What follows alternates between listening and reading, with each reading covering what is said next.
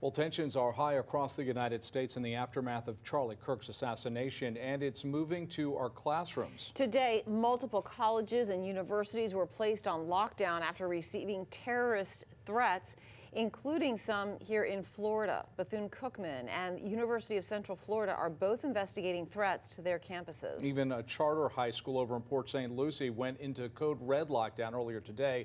The tie, officials say, was over chatter about Kirk's death. CBS 12's Al Peffley joins us live outside Tradition Preparatory High School in Port St. Lucie with what went down. Al? Liz, this school has code red drills where students and teachers practice what to do if there's a shooter on campus. This morning they had a drill, and some here at the school may have thought it was the real thing.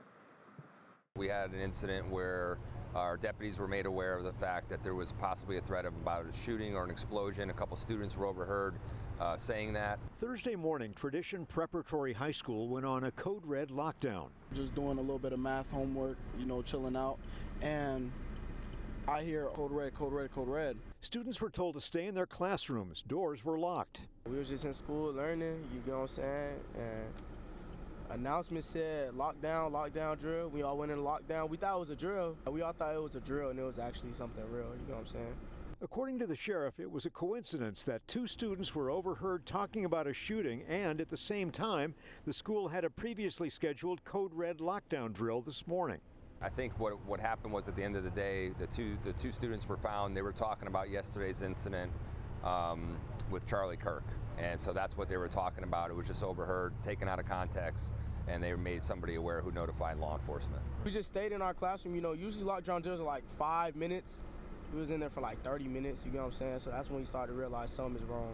The sheriff says there was no real threat and no weapons were found at the school. Yeah, they did the best they could, and we got it resolved pretty quickly, though. If it was a possible threat, I feel like they dealt with it the safest way possible. I was kind of nervous at first. Still, some parents say it was a worrisome situation, not knowing if it was real or not. She's my daughter, so yes, it is a little frightening, but I just pray and hope that everything's good. You see it more and more. It's just, I don't know, it's a crazy world that we're living in, and a lot of bad things are happening.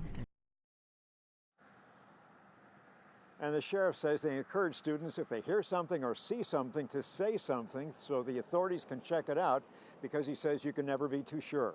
Live in Port St. Lucie, Al Peffley, CBS 12 News.